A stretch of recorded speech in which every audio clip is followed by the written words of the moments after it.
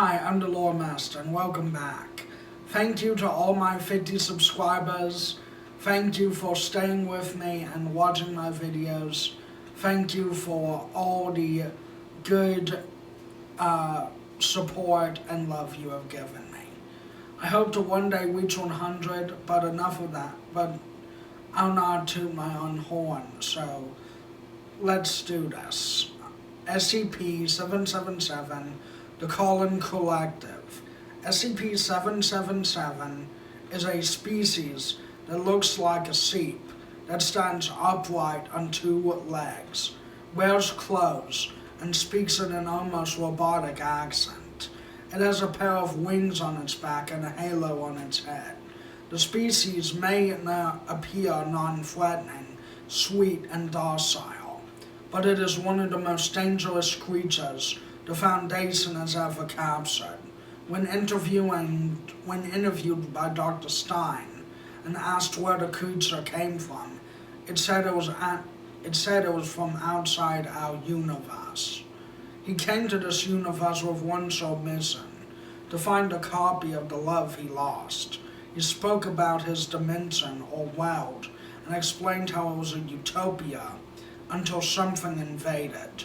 When we asked who invaded, he referred to them as the gods, with a strange hatred for anything resembling religious artifacts, such as crosses, Buddha statues, and the Star of David, and so on. Much to the Foundation's surprise and further examination, the sheep wasn't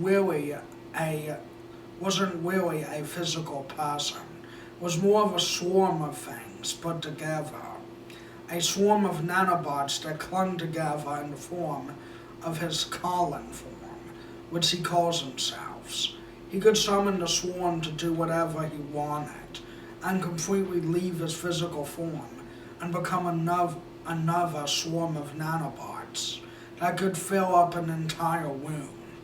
He then, when calmed down, will go back to his original form, with the nanobots building his physical form back and shifting back into their proper places.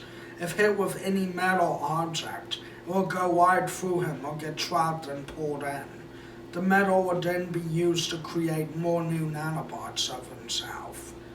The objects he consumes in this way, the more of them there are, and he claims that more of them in the trillions outside of him. There are more of him in the trillions outside our universe. He began waging a war against the gods themselves, and it appears he is winning. He is also known that he will sometimes create duplicates of himself.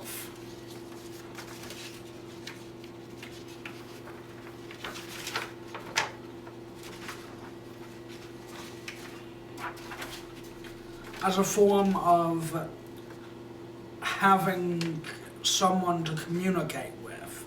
He is believed that while he is separated from the collective, he is still giving out signals to them from a new universe.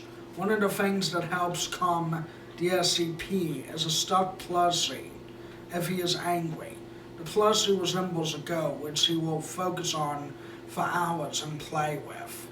The SCP found him outside the Vatican, where he was using his nanoboid swarm to destroy the building and cause a lot of damage until he was stopped.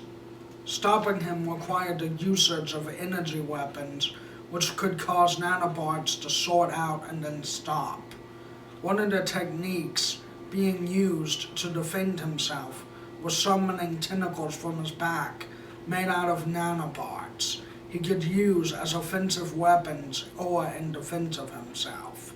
The nanobot swarms consume organic and non-organic matter and seem to use said matter in the manufacturing of more nanobots to add to the swarm. Also, using the nanobots, he can change objects into other things. When he is tested to see if he could do anything with organic matter he would consume, he was taken to a desert and allowed his nanobots to leave his body with strict supervision from the SCP Foundation. The nanobots swarmed the desert landscape, and the nanobots began transforming it, causing cactuses to turn into pine trees, shrubs into bushes with berries on them, and turning the dry grey mud into warm, soft grass. By the time the experiment had concluded, he had created a small garden around him. The doctor believes that if he can do this with plant matter, he is very concerned what he can do with living tissue, whether it could create living things with its nanobot swarm, or whether he could duplicate living, breathing organic matter out of flesh if he consumed or absorbed into it. It is because of this reason that no meat is allowed for the SCP to get his hooves on.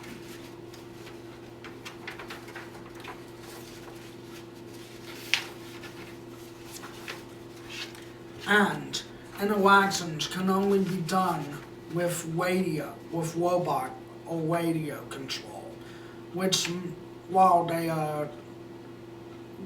they watch from the safety of their cell of no less than 15 feet. Containment for the SCP is creating a wall of energy and a force field bubble around the cell. He is made of very advanced technology, but at the end of the day, he is still a machine, and uses electromagnetic interference as a way to damage him, making his nanobots fall to the ground useless.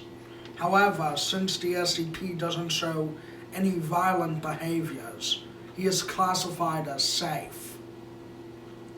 He is awarded some of the luxuries that other SCPs do not have the luxury of, such as music, couch, cushions, and a very posh cell to live in reminiscent of the 1950s.